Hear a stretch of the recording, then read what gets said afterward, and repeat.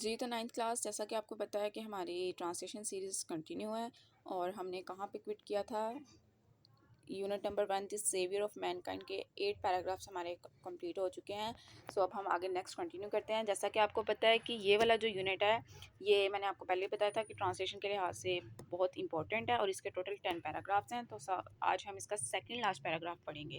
اور میں آپ کو یہ بھی بتا دوں کہ میں نے اس کے سیکنڈ لاسٹ پیراگراف یعنی کہ 9 پیراگراف کو 2 پارٹس میں تقسیم کر دیا ہے. جیسے میں نے 7 کو کیا تھا، اب میں نے اس کو بھی کیا ہے، بیکاز ان میں سے 7، 9 اور 10 یہ تینوں پیراگرافس ایسے تھے جو تھوڑے سے لینتھی تھے، اور ان کے اندر جو ووکیبلری تھی وہ کافی امپورٹنٹ تھی، اس لیے میں نے اس کو 2 پارٹس میں ڈیوائڈ کیا. سو ہم زیادہ ٹائم ویسٹ نہیں کرتے ہیں.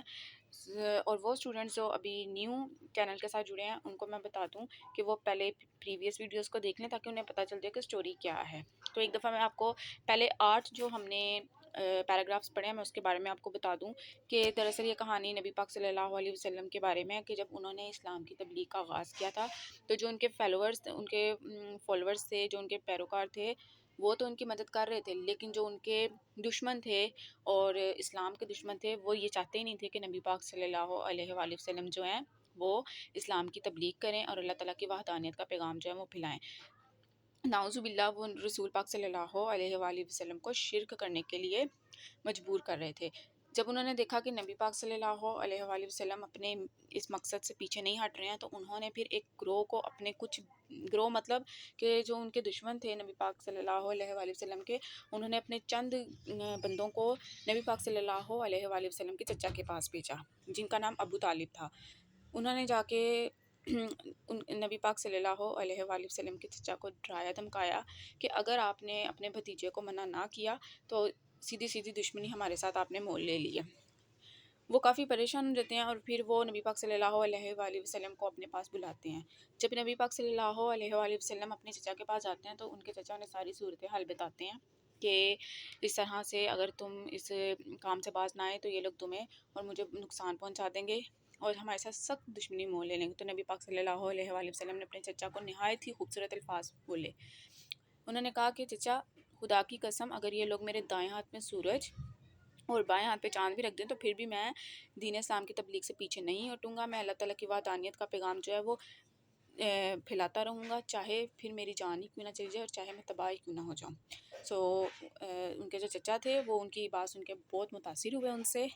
یہ 8 پیراگراف جو تھے وہ اس کے اوپر تھے. تو اب ہم آگے کنٹینیو کرتے ہیں کہ کس طرح سے جو ہے نبی پاک صلی اللہ علیہ وسلم کی اللہ تعالیٰ نے مدد کی. تو پہلے پیراگراف سے لے کے 8 پیراگراف تک میں نے آپ کو سٹوری بتا دی ہے.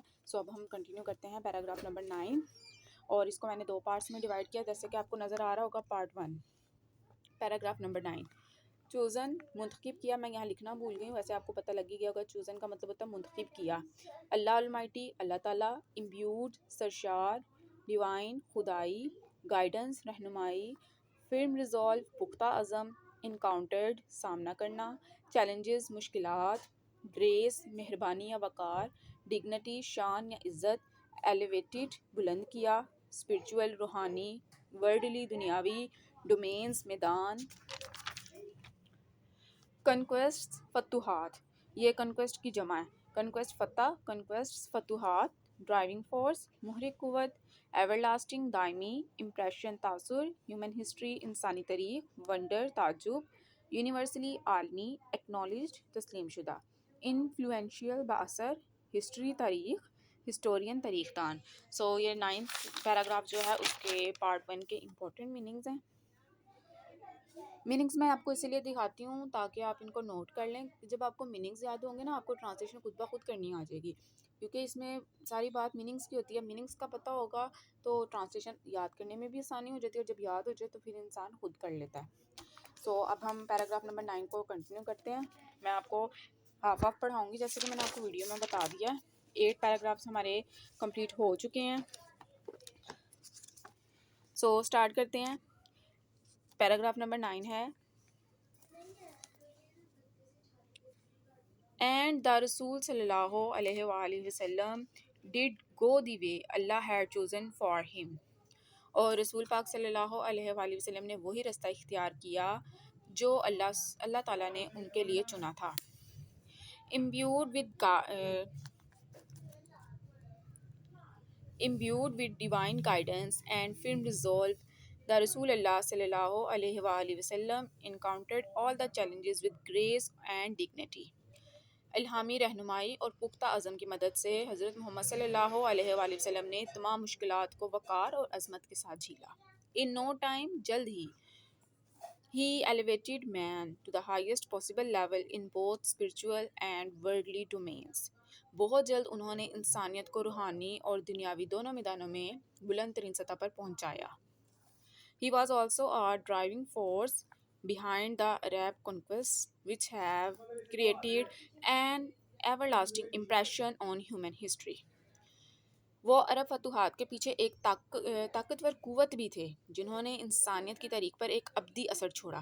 No wonder he is universally acknowledged as the most influential figure in history. اس بات میں کوئی شک نہیں یا اس میں کوئی تعجب کی بات نہیں کہ انہیں تاریخ کی سب سے زیادہ اثر انداز شخصیت کے طور پہ عالمی سطح پر تسلیم کیا گیا. In the words of Michael H. Hart, a great historian. Michael H Hart کے الفاظ ہیں جو کہ ایک عظیم تاریخ دان ہیں. یہاں پہ آ کے ہمارا پیراگراف ختم ہوتا ہے. 9th پیراگراف کو میں نے ہاف کیا ہے. پارٹ 1 اس کا میں نے بنایا. اب نیکسٹ پارٹ 2 میں مائیکل ایچ ہارٹ کے جو الفاظ تھے نبی پاک صلی اللہ علیہ وآلہ وسلم کے لیے، اب وہ ہم سیکنڈ پیراگراف میں اس کے پڑھیں گے، یعنی کہ 9 پیراگراف جو اس کا سیکنڈ پارٹ میں. سو اس کے ساتھ ہماری ویڈیو اینڈ ہوتی ہے. 9th پیراگراف کا میں نے فرسٹ پارٹ آپ کو کمپلیٹ کروا دیا ہے. So stay connected and stay blessed.